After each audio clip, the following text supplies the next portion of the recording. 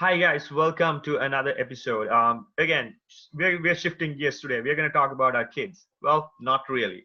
Uh, we're going to talk about the future of our children. I have a quick story I want to share. Like everyone is worried about their children's future, right? If you have a child, you're thinking about uh, their school, after school, primary school, middle school, high school, and their university life, and probably after that about getting them settled and all that. But anyway, up until they get settled with their own significant other, it's your responsibility. And how you're going to manage it, how you're going to manage the expenses, or how you're going to make sure that they're steady enough, they're financially capable, or you're financially capable of handling their finances, right? I have a quick story I want to share. I have met a lot of law enforcement agents in my life, like, great guys, patriotic, putting their lives in line for the betterment of their children and our children, right? And unfortunately, most of them have told me, not personally, like in bigger forums, they had to quit that job that they loved so much dearly because they wanted to put their kids in college. What does that mean? So nothing against the government. I mean, I want to be a law enforcement agent too, but the thing is, we all know they don't get paid the way that they deserve to get paid. They're putting their lives online, right? So they have to shift gears, shift their focus to private sector. But we're going to talk about few things, few tips that you can do right away and make sure that you keep your job like you love daily in the law enforcement or in the government sector, and still manage to send your children to college. And right, Venkat, over Yeah, to you. that's right. Like even like some of the mothers, like they worry about even after they have their grandchildren, right? They Right, still worry about their kids.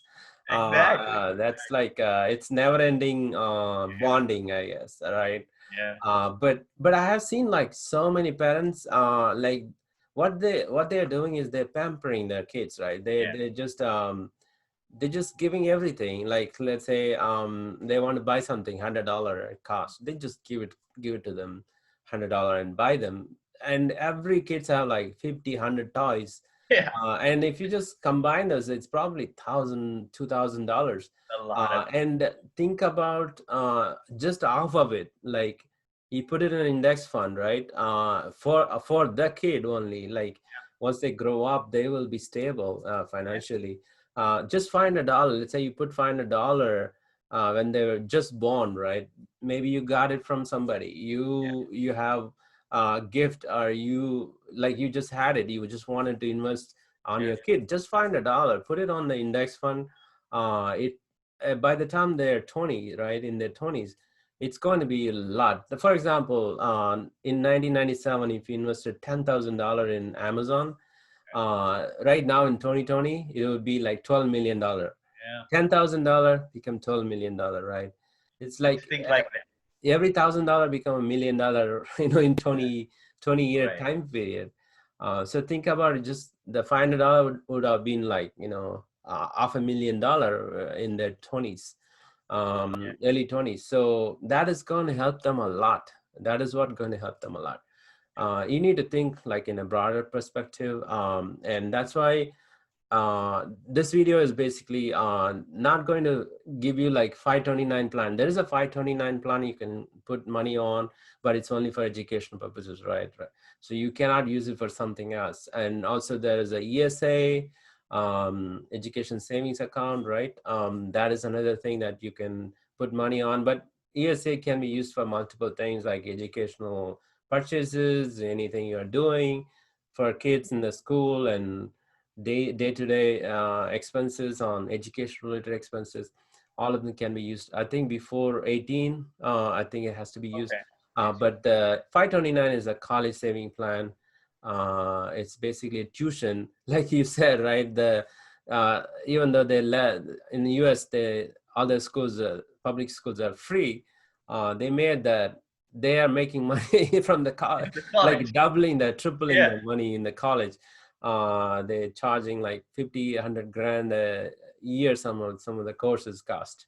Yeah. So it's ridiculous. I think for that they need some money, and that's why the 529 plan exists. You can actually put the money a little bit, like $50, $20, $30 in there, and then start investing in mutual funds and index funds. That way, that's also going to grow. But in addition to that, you can actually put individually, separately, right?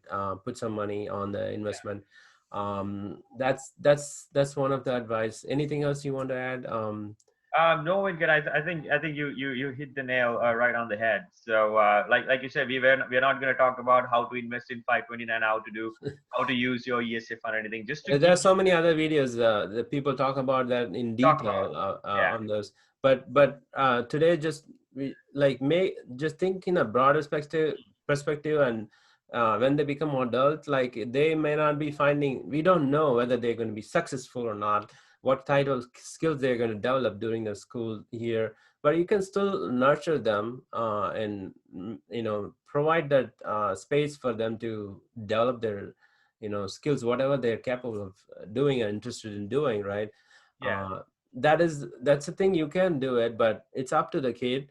But again, like you just put a little bit of money, like $500,000 in the beginning when they're born, and five let it hundred grow. dollars.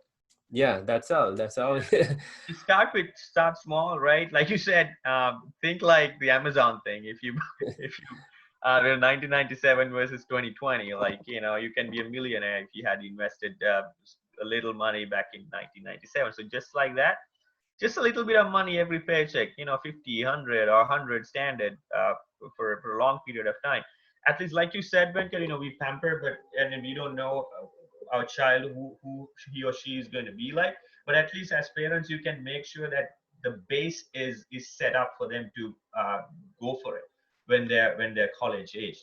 At least they know that they have a buffer. Of course, you should let them find their own way, harder way probably, earn their own money. But at least if something happens, we have to have a fallback plan. And as parents, we can have that setup uh, right now when they're little by Right. ESA or 529 or index fund or just a savings account. If you cannot do anything like that, and just put some money on the savings account, just a regular savings account. Right, You yeah. don't want to do anything specific.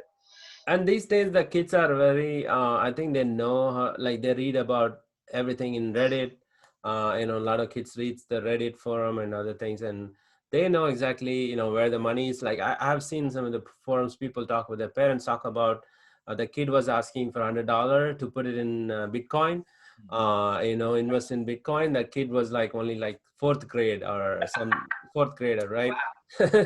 So Exactly. think about, they're thinking ahead, but they need some guidance also. They're like, it's risky sometimes, the cryptocurrencies, but if they're asking for $100, just give it to them $100 and let them, actually you help them to, you have to open Yeah, an account.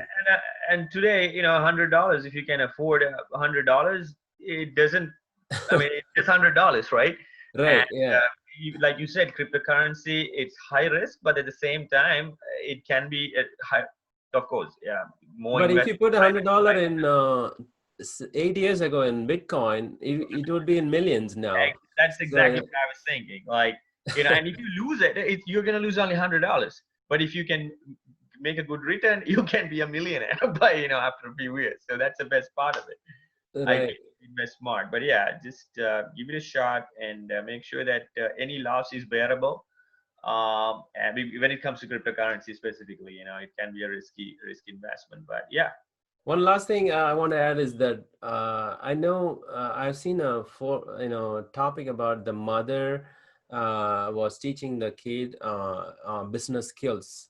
Like there are lots of business skills, like a lemonade stand, right? I don't know if every parents are doing that.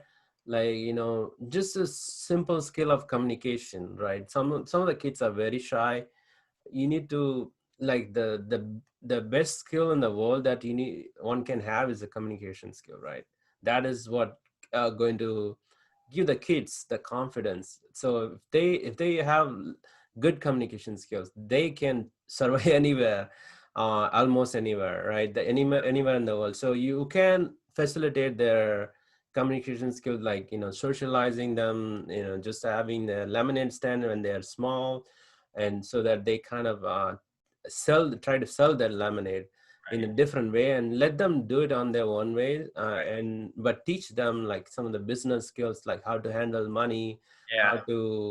how to like why the money is important, how to save the money, how to invest money, in all those small things you can Venkat, teach that's them. probably the best advice that you've given in this entire episode, because our education system is such that it's so traditional. You learn about this algebra, whatever, a science thing, regular stuff. Okay, 90% of them are not used anywhere. go, go. And why not? We change this system, especially where we are originally from in Sri Lanka. They teach the same thing for so many years, and by the time they try to find a job, one thing is they cannot find a job because they have not learned the skills that pays you well, or that helps you find a good job. And then after that, they have no idea of how managing finances, how to manage your finances, how to invest in real estate, how to manage a family. Right. And, I mean, because you're being you grew up under the wings of your parents, and you're not exposed, and by the time you're out there in the middle of the sea, you're helpless. Right. That's one thing, especially in subcontinent families. I encourage them to expose your children to the outside world. Keep an eye on them, of course. You keep an eye on them, but expose them and change the education system. Don't just go with the traditional ways. Teach them how to manage finance, how to invest, how to save. I mean, these are some basic things that can do wonders when they hit the adulthood. Right. It doesn't matter like how much they save, like $1, Oh, even a quarter, right? Every day a quarter. absolutely. That's all you need to start with. Right. I guess you guys got some value out of this video, and if you did, just subscribe to our channel and tell your friends to subscribe to our Yeah. channel. All right. Come back and visit us. Thank you, guys. Thank you.